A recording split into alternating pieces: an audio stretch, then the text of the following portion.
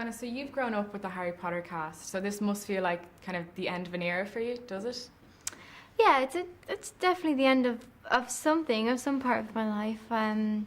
Because I've always had Harry Potter there, you know, even when I wasn't in the films, it was just such a huge part of my life, and I like to be associated with it, and anytime something was wrong, I would just read my Harry Potter books and it would be okay. So I will definitely, it does feel like something, it's like a chapter is closing, but not ending, to say, like there's still going to be all those people I've met through them, and friends, and we all have had such a great experience on it and such fun memories that we make an effort to stay in touch. Yeah. And as a fan, what did you think of the ending before or when you first read it? I loved it. I mean, it wasn't quite what I expected of J.K. Rowling, that it would be so nice, you know. But I was glad, because Harry has just had such a hard life. He really has, like his whole life has just been uncertainty and like being watched by everyone and being scrutinized and criticized, and it's so complicated, and I just love that in this film and in the book you see him, and that's what the difference was between Harry and Voldemort, that Harry, he was a normal guy, he just wanted to do something good, he wanted to do good, but he didn't want power, and Voldemort really wanted the power, and you see that in the last film, where Harry, he snaps the Elder Wand and he says, and Ron and Hermione are standing there for a minute being like, what, you know, but he doesn't want to be invincible, he just wants to be a normal guy, and you see that at the end he's just with his family, he looks like all the other families, and really happy, and it's just nice to see him at peace. Yeah. Okay. Do you remember what your first day on the set was like?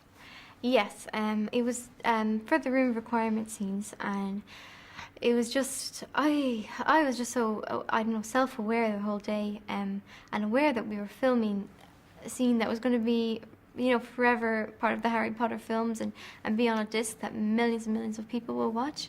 And I was just, you know, it's that feeling where everything's new and you just want eyes everywhere and all around your head to take everything in. And I found it difficult to sort of talk with people and be normal, like this was a normal experience to have, because it all felt very huge and daunting.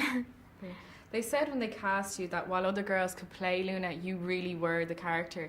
Do you feel you have a particular affinity to Luna's character? Yeah, I think affinity is a good word, and just an understanding of her.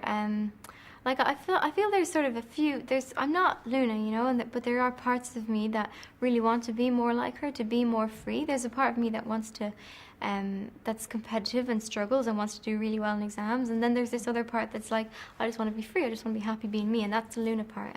And I think, yeah, when I sort of encountered her character in the books, I just identified with that, and I feel like I want to do well for her character, and when the auditions came out, I felt like I could do this. I could show what Luna is like, and if I hadn't been cast, if someone else had been cast, I would have been watching them very closely, and I would be heartbroken if they hadn't done her right. So yeah, I definitely, she's just very important to me. What's the reaction like when you go home then? I mean, to Ireland or home? Just home to your little town in Ireland. Like, people are nice. They're respectful. They give me like my privacy, but they're always very curious. Like, they love to know what's going on. And my dad, he works in the school there. He's the vice principal, so he meets a lot of people. And of course, he loves bragging about it. He tells everyone. He's always like, he's like getting me to sign things for all past pupils and stuff. So like, people, they're curious, but they're not nosy or anything. They just, I think they're quite just happy to have someone from you know, our area in the films. Do you have a highlight over the last 4 years? I love doing the touring, and I especially love going to Japan. We went, me and Rupert, who plays Ron, and Bonnie, who plays Ginny, we went to Japan last November. It was just so insane. It was out of this world. It's a totally different culture, and yeah, we had a ball. They always are so nice to us on tours. They treat us like royalty and give, you know, everything is just there for you. And yeah, I just remember one part of Japan where we dressed up in these like one-piece suits, and we just went around the city, and then we had all these security people around us. It was just the most bizarre bizarre and surreal and cool experience. And yeah, I always remember that. Did you ever think that kind of Pottermania would get to the level that it did?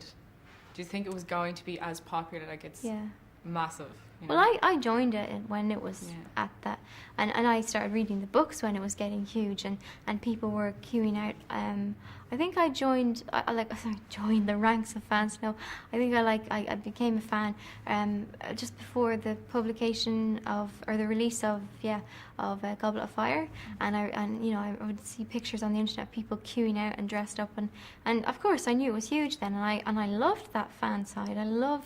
I queued out for number 5 and number 6, and it was just a great experience. Yeah. I queued too.